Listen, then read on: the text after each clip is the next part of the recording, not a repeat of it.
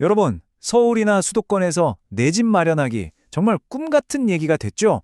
도대체 왜 이렇게 힘든 걸까요? 오늘 바로 이 고질적인 주택난, 그리고 정부가 내놓은 97 공급 계획이라는 대책이 과연 어떤 건지 제가 슬라이드 보면서 명쾌하게 한번 파헤쳐 보겠습니다. 아니, 가만 보면 수도권의 아파트는 계속 올라가는 것 같은데 왜 우리한테는 항상 집이 부족하게 느껴질까요? 그쵸? 이 질문, 이게 바로 오늘 우리가 풀어야 할 문제의 가장 핵심적인 부분입니다. 이게 그냥 느낌이 아니에요. 숫자로 보면 정말 냉정합니다. 수도권에 필요한 집이 매년 한 25만 채 정도 되는데요. 실제로 짓기 시작하는 건, 그러니까 착공에 들어가는 건 연평균 15만 8천 호밖에 안 된다는 거예요. 계산해보면 매년 9만 채가 넘는 집이 그냥 공중으로 사라져버리는 셈이죠. 심각하죠? 자, 이렇게 심각한 상황을 해결하겠다고 정부가 97 공급 확대 방안이라는 카드를 꺼내들었습니다. 그래서 오늘 저희가 한국건설산업연구원의 날카로운 분석을 바탕으로 한번 살펴볼 거예요. 이 계획 정말 현실적인 대안이 될 수 있을까? 전문가들은 뭐라고 평가할까? 그리고 혹시 우리가 놓치고 있는 더 큰 그림은 없을까? 하나씩 차근차근 짚어보겠습니다. 네, 그럼 정부가 이 어마어마한 공급 부족을 해결하겠다고 내놓은 그 야심찬 계획, 과연 뭘까요? 이 계획의 핵심은요, 바로 물량입니다. 아주 압도적인 물량이죠. 근데 여기서 진짜 중요한 포인트가 있어요.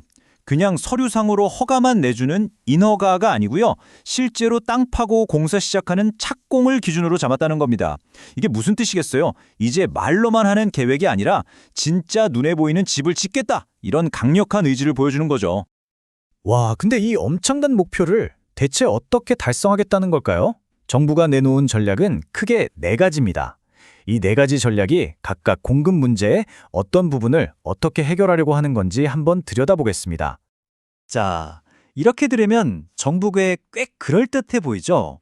그런데요, 전문가들은 이 계획의 속을 아주 날카롭게 들여다보고 있습니다. 과연 이 약속들 그대로 지켜줄 수 있을까요? 아니면 혹시 우리가 모르는 함정이 곳곳에 숨어 있는 건 아닐까요? 여기 이 그래프를 보시면요. 정부의 야심이 어느 정도인지 한눈에 딱 들어옵니다. 첫 번째 전략, 바로 공공택지 공급 목표인데요. LH를 중심으로 기존 계획보다 무려 12만 호 이상이나 목표치를 확 늘려잡았어요. 자, 그럼 첫 번째 전략부터 좀 더 깊게 들어가 볼게요. 공공이 주도해서 공급을 안정시킨다. 이건 분명 좋은 점이죠. 그런데 전문가들이 딱 두 가지를 짚어요. 첫째, 이게 사실 완전히 새로운 물량이라기보다는 기존에 하려던 사업을 좀 앞당기는 수준에 가깝다는 거고요. 둘째, 진짜 중요한 건데 실제로 집을 지어야 할 민간 건설사들 입장에서는 이게 별로 돈이 안 돼서 참여할 매력이 떨어진다는 겁니다. 그럼 두 번째 전략, 도심 재개발은 어떨까요? 사람들이 살고 싶어하는 도심에 집을 더 짓는다. 방향 자체는 너무 좋죠. 근데 결정적인 약점이 있어요. 바로 시간입니다. 이게 주민들 동의도 얻어야 하고 절차도 워낙 복잡해서요. 당장 급한 불을 끄기에는 너무 오래 걸리는 거 아니냐, 이런 지적이 나오는 거죠. 정부가 민간 건설사들 도와주겠다고 나서긴 했는데 이게 좀 겉도는 느낌이 있어요. 건설사들이 지금 진짜 힘들어하는 건 뭐냐면 너무 오른 공사비라던가 사업 자체의 리스크거든요. 근데 이런 근본적인 문제는 해결이 안 되는 거죠. 이러다 보니까 결국 정부 돈만 더 쓰고 리스크만 떠안게 되는 거 아니냐, 이런 우려가 나오는 겁니다. 자, 마지막은 수요관리 대책입니다. 특정 지역의 LTV, 그러니까 주택담보대출 한도를 꽉 조여서 투기를 막겠다는 건데요. 이것도 필요하긴 하죠. 근데 문제가 뭐냐면 바로 그 유명한 풍선 효과입니다.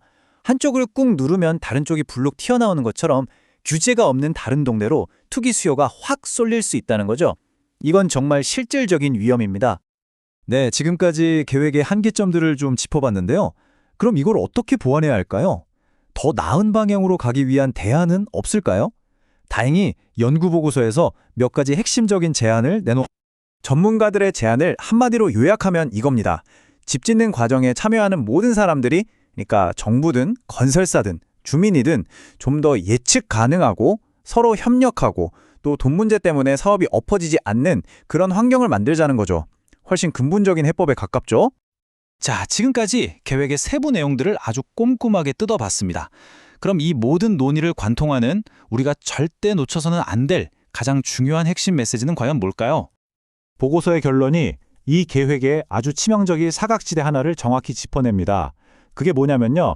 이 모든 대책이 전부 수도권에만 너무 집중되어 있다는 거예요. 그래서 정작 심각한 문제를 겪고 있는 지방, 즉 비수도권의 주택시장은 사실상 방치되고 있다는 거죠.